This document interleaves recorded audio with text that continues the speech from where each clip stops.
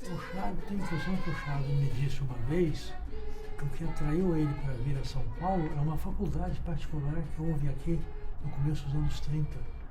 Chamava-se Faculdade Paulista de Letras e Filosofia. Ela foi fundada em 1931, funcionava no prédio da escola, no Instituto de Educação Caetano de Campos. E acabou em 34, ela durou 4 anos.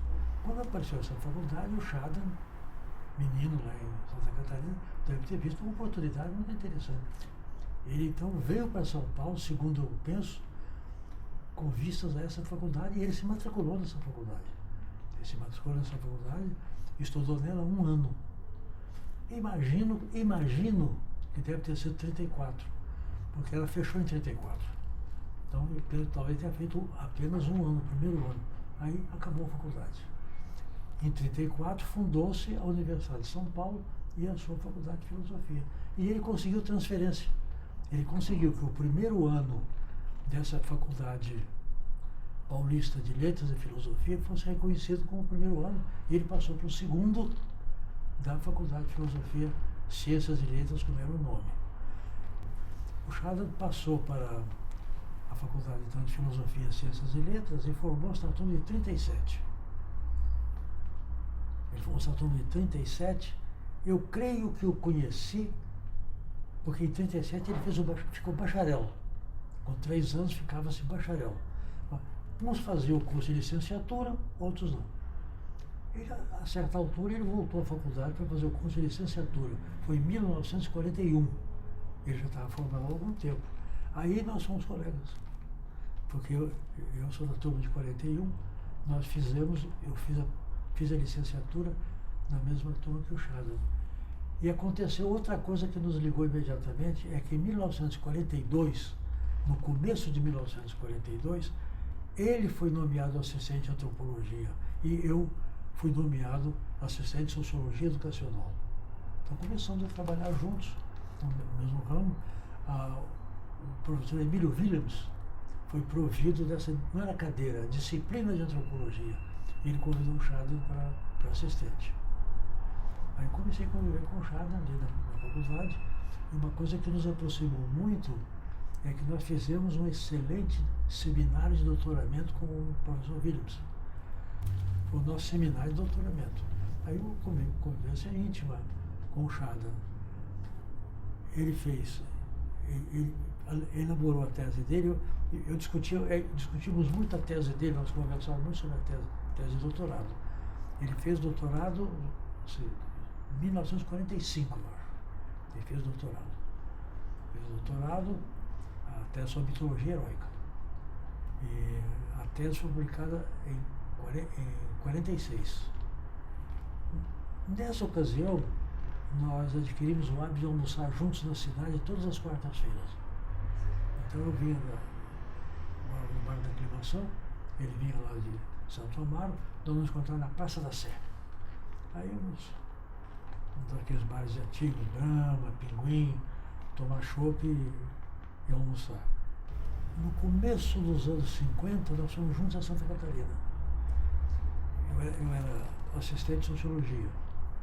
Eu estava com a ideia de estudar o papel da aculturação, da educação na aculturação dos alemães. Naquele tempo, em antropologia, a grande palavra nova era aculturação. Havia saber o que era aculturação, o que não era aculturação.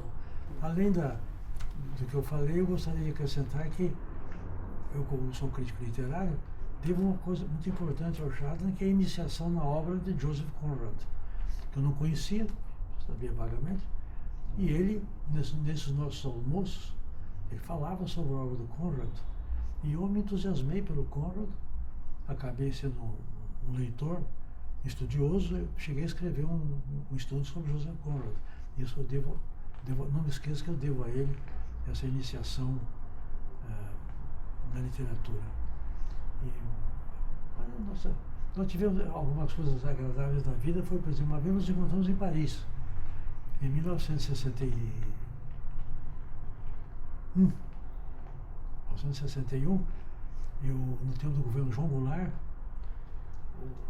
eu fui numa missão do Ministério das Relações Exteriores à França para fazer os leitorados brasileiros e fazer relatório.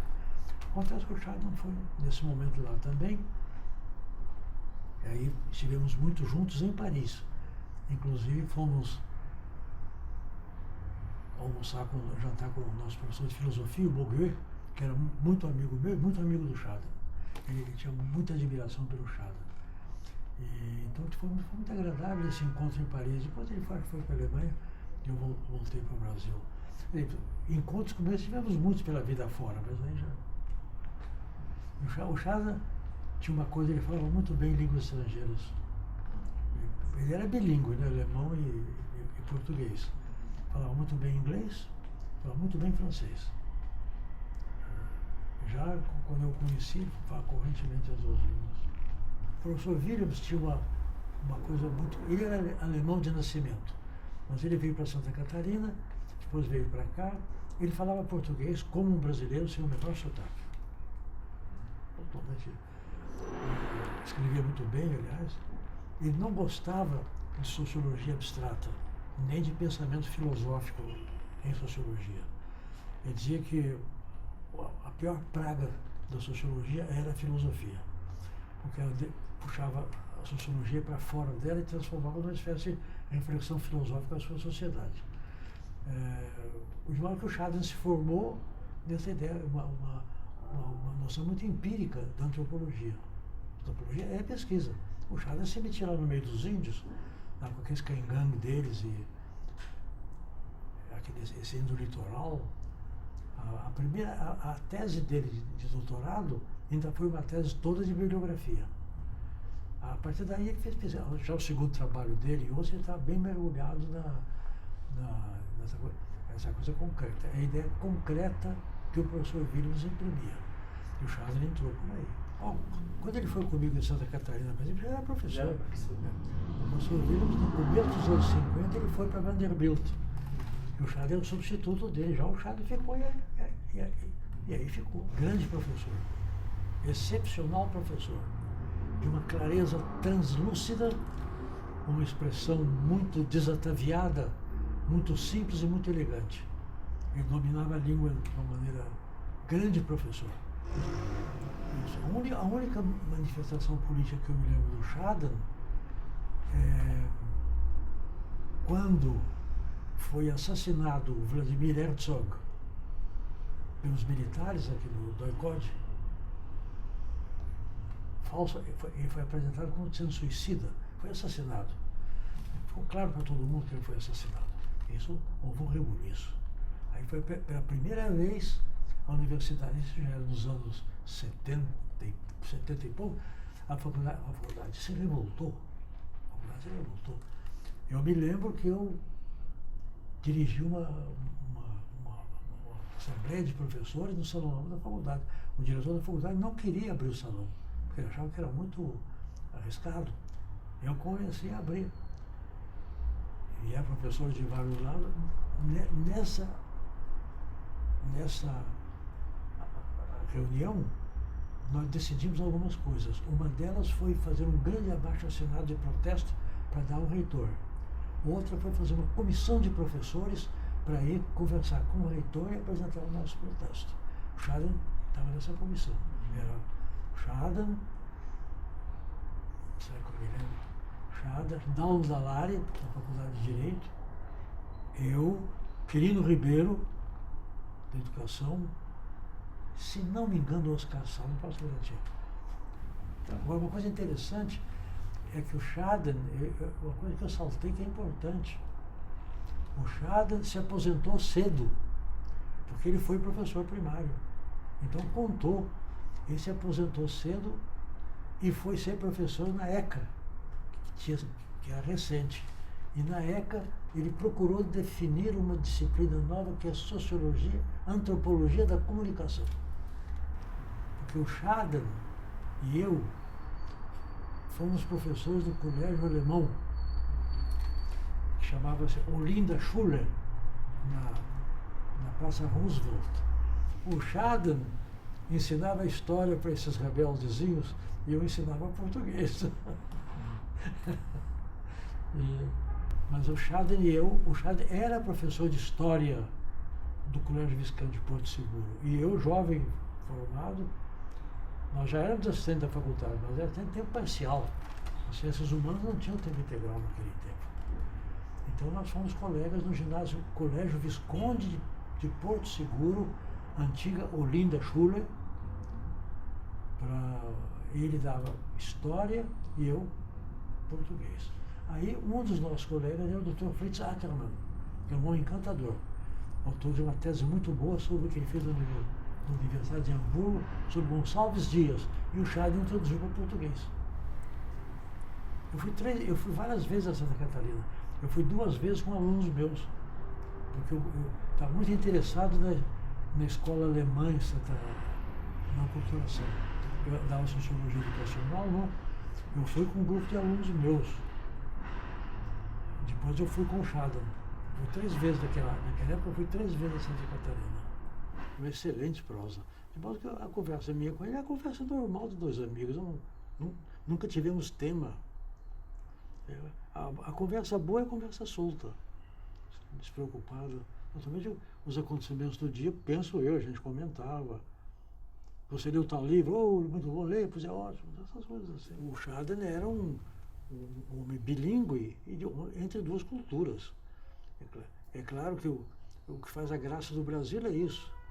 É que são todos brasileiros, mas o descendente italiano tem um toque próprio, o descendente português tem um toque próprio, o descendente alemão tem um toque próprio. Isso é que faz a sinfonia brasileira. Não. É claro, a gente sentia muito que ele tinha aquela precisão germânica, e aquela coisa que tinha. Deve ser o que é comum no sul do Brasil, não? O teuto brasileiro. Eu me lembro que na escola de comunicação ele estava associado a um grupo em que havia artistas para fazer alguma coisa. E ele quis que eles se encontrassem comigo. Essa alguma coisa eu não me lembro. Eu sei que estavam muito ligados a ele, esse grupo de. Me lembro do Paulo Betti e Heleno Giardino, porque depois eu conheci muito o Paulo Betti. Tinha muito senso de humor. Ele gostava muito de piada. Ele ria muito. Ele tinha muito senso de humor. Mas não me lembro assim o detalhe. De modo que eu acho o Brasil muito positivo por causa disso, porque o Brasil é plural. E esse Brasil novo foi o Brasil da imigração. De modo que o Chaden está nisso. Quer dizer, o Chaden é um brasileiro como eu, como qualquer outro, só que é um brasileiro novo. Pelo lado da mãe, não. Pelo lado da mãe, ele é muito antigo. Mas pelo pai é novo, né? Mas aí todos são bem diferentes e todos são os brasileiros.